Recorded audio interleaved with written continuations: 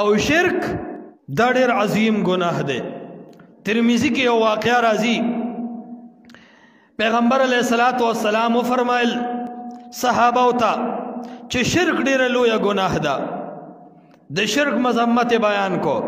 بیا پیغمبر علیہ الصلوۃ والسلام په یو لار باندې روان دی، نو پوخا به دا کوچیان غوندې کیو، دا ډېر پوخانی قوم دی، دا خیمې چې لار کې لګولي او ناستی، نو دکه یو زنانه د خیمې لګولې ده او په لار کې انغری کې اور بل کړی دی او ماشوم ور سره په غېږ باندې دی.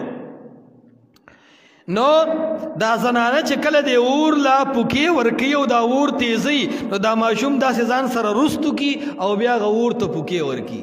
دا ماشوم ځکه رستو کی چې د اور دا تف دی ماشوم ته نه رسی، نو بار بار دا مور دا ماشوم رستو کوي او هغه اور له پوکې ورکوي.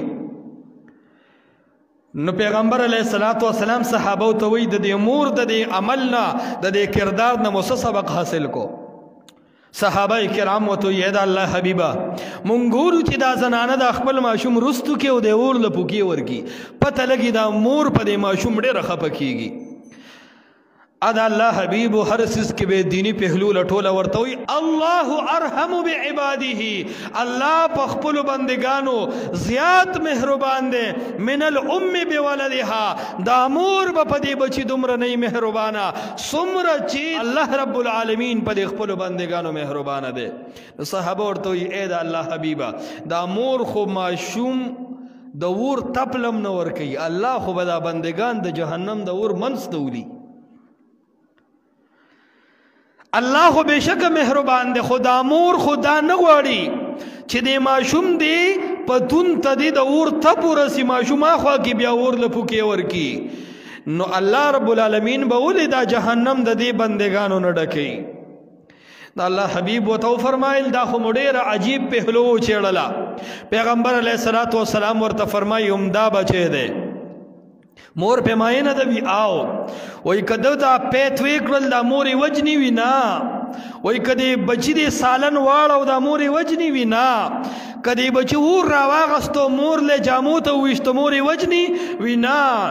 خو یې زما صحابو جواب راکې کدی ماشوم دې مور ته وی چې مور زستانه نیم پیدا، زه خو دا پلان کی سړی نه پیدا یم، وی دا مور به معاف کی وی کلا اے دا الله حبیب وی دا ماشوم لبا دا مور مخته نه ګوري، وی بچ کم اصله پاک د حیا زندگی می تیرا کړي وا، زما پس پینلو پټه دې د به حیا تور داغ ولې ولګاو. پیغمبر علیه السلام وته یې زوا صحابه چې یو مور د خپل بچی په حق کې دا نه برداشت کی چې زستا مور دې هغه لوی رب سره د خلکو لاد شریک کړی دی، مناد شریک کړی دی او زاو هبل شریکان کړي دي. کله چې تا رب ته وې رب زما حاجت روا ته نه، رب زما مشکل کشا ته نه، رب زما حاجتونه پوره کوونکې ته نه، نو هغه رب وی چې رکشه ستا دپاره جنت نه دی، ستا داسې جهنم دی.